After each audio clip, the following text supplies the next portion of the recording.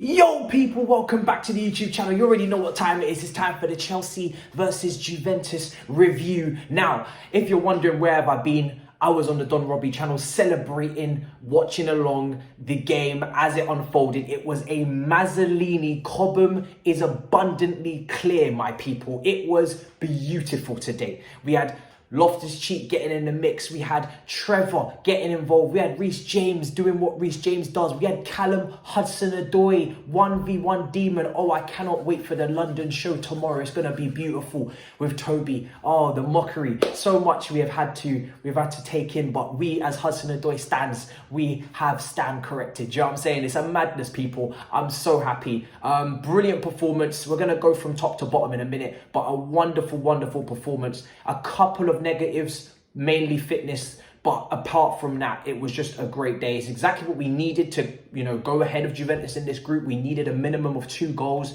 We got that, in terms of the 4-0 win. And we got revenge, in Turin. We took the 1-0 L. We should never have really lost that game against a very injury-stricken Juventus team. I remember that review here, but we managed to bounce back, people, and do the business. And now this is the type of Chelsea performance we wanted to see. Just building off what we did at the weekend. Boring Chelsea part 2. Oh, I was falling asleep. Zeds for days watching Chelsea these days. It's just boring Chelsea. I mean, let's start off with, the lineup. The lineup was cool. It was calm. It was collected. 2 in, 2 out. The guys that underperformed at the weekend, Kai and Mason, they were out the team. In came Hakim and Pulisic. The forward role is a mystery. It's a mistress for us at Chelsea Football Club right now. We can't seem to make it work. Whoever goes into that forward role, their performance does seem to be a bit quiet. It does seem to be a little bit subdued. It's difficult for them to get into the game. It was very quiet for Pulisic today. Now, of course, he's only just come back into the side, so he's just getting his minutes up as well. And he's not a striker. Let's make that very clear today. Pulisic is not a striker.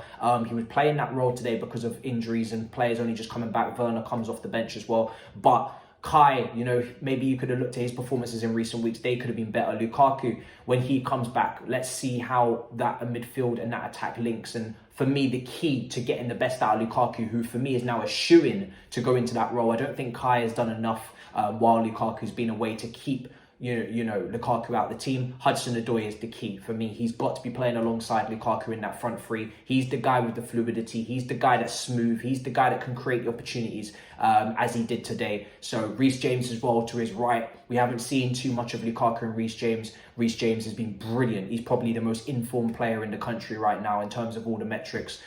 He's right up there in the top 3, if not. And the Cancelo, Trent, Reece debate goes on. I'm not getting involved, people. I'm just happy. I'm just happy to see what we're seeing. Do you know what I'm saying? I'm not getting involved. Man's not here for the beef. For me, I've said it before, this is the most complete right back in the league defensively. Going forward, he's got everything. He's got all the tools in his locker. His shooting technique is ridiculous. Reece's shooting technique is so good.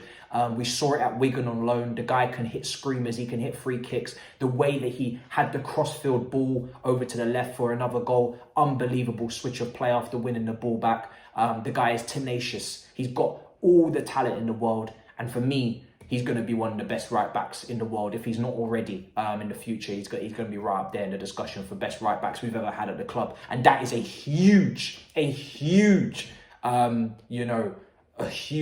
thing for me to say, considering we've had Ivanovic and we've had Aspilicueta. But I think Reece is going to be right alongside those two in terms of when he finishes up at Chelsea, because he's just ridiculous. He brings so much to the team.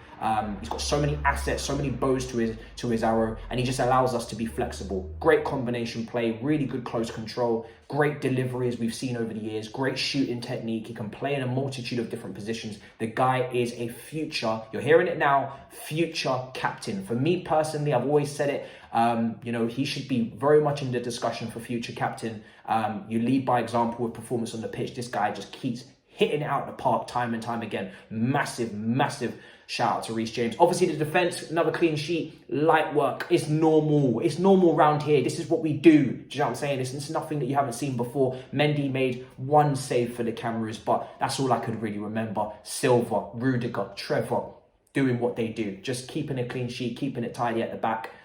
Great positioning from the pair of them, and it's been brilliant to see. They're doing so well that they want to get goals. They want to get amongst it. It was Rudiger at the weekend. Today it's Trevor. Again, another corner, and it bobbles around the box, and he manages to get a clean strike. And I must say, I want to point this out right now before I forget. Trevor Chalobah's celebrations are a thing to behold. The guy seems so grateful, so appreciative of just the minutes, every second he gets at this football club. He seems so blessed and so happy to have them. He's following in the footsteps of his older brother, Nathaniel Chalobah, who got some minutes under Conte. Lovely backheel for Moses, if you remember it, at Stamford Bridge. It was beautiful.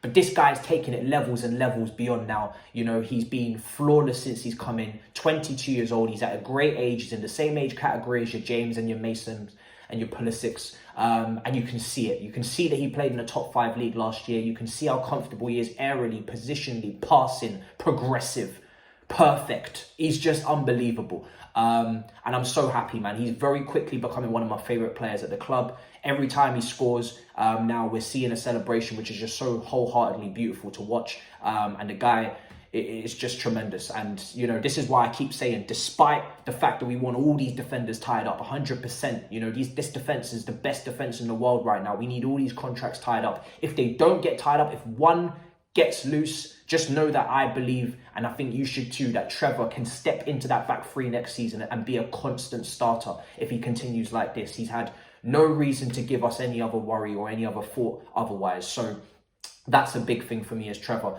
Moving through the field, like I said, you know, Reece, brilliant performance. I was a bit surprised that Kante started. He obviously came off early. I thought, you know, back-to-back games, just come back from injury, maybe a little bit of a risk, but he come off as a precaution. Loftus-Cheek was dancing and dwindling when he got in there. It was just, the man was, he was brick on skates, yeah? He was dancing on ice. The man is performing for the people in the bridge, and now he's performing. He should be on ITV soon, man. The man is literally in the box, just dribbling, drifting, doing the business, creating a clear opportunity for Hudson-Odoi with the assist, and it was wonderful to watch. And even if, and I think Kante will be fine, but even if Kante can't make it for that United game, again, look after him, put him in cotton wool, bubble wrap, whatever you need to do, because in my opinion, Loftus-Cheek, I would have no qualms, no queries about him playing against Manchester United. I think he's brilliant, box to box, dynamic, you know, ball carrier, and now a threat in the box. And I think this guy can bring goals to his game like he did in the first stint under Sarri.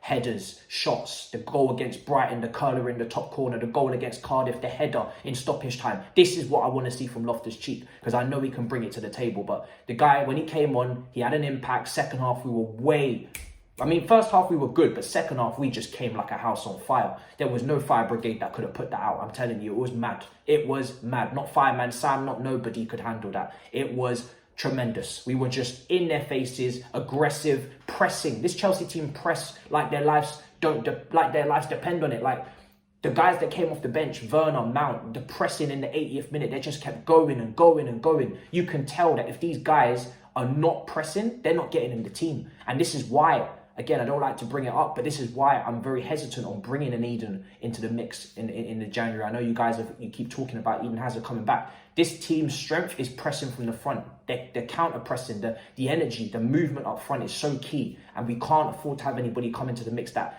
can't do that. We've already made that small sacrifice, maybe you can say, with Lukaku, who's more of a reference point as an out-and-out striker. But that's because he's world-class and he guarantees you goals. But I wouldn't make that sacrifice for many, because the way that we play and the way that we attack, and the way that we counter-press, the energy that we show up there, the movement is critical. And everybody's got to be buying into that. Everybody's got to be singing from the same tune. Everybody's got to be committed to that ethos, because the team is the most important thing under Tuchel. It's not about any individual, as you can clearly see. Any guy can come in, any guy can come out. Mason was a mainstay last year. Now he's got to work his way into the team after a disappointing performance at the weekend, and so on. Everybody has got to be singing from the same tune at this football club now with Tuchel at the helm. And like I said, it's brilliant to see. Reece James, look, I don't need to say nothing, man. Like I said already, the brother can finish. There's no surprise that he scores. And Werner, great to see him get a goal for himself as well. Lovely little tap in, nice move. Hudson-Odoi again for me, great performance from him as well in the front three. And we keep it moving, people. Do you know what I'm saying? Like, it's great to be top of the group. Tuchel mentioned it in his pre-match you know, we want to be playing that second leg at home in the next round if we can. It's a small little advantage, but it's just good to see Chelsea scoring goals, not boring anybody. If you're bored, it's because we're winning, and that's fair enough. I can understand why you might be bored, but me personally, I'm good. I'm very, very good. I'm enjoying this. I'm loving it. And it was great. It was a great day, I have to say. And I kind of wish I was at that game. I'm not going to lie. Under the lights, big team, you know, coming up against big old lady Juventus. Do you know what I'm saying? The fat lady sings, as they say. Do you know what I'm saying? It's a madness. It's an absolute madness. But yeah, man, big up Chelsea. Big up for everybody in that performance. Big up Thomas Tuchel for bringing Trevor Chalobah into our lives on a consistent basis. And we keep it moving, people. You already know what to do. Smash up the icons. Hit all the buttons that you need to hit. Make sure you subscribe, because you don't want to miss the London show at 1 p.m. tomorrow with Toby. You don't want to miss it. You don't want to miss it, man, because he's finally going to have to start understanding Hudson-Odoi. Hail Hudson-Odoi. Ah, it's beautiful. In a bit, people. Peace.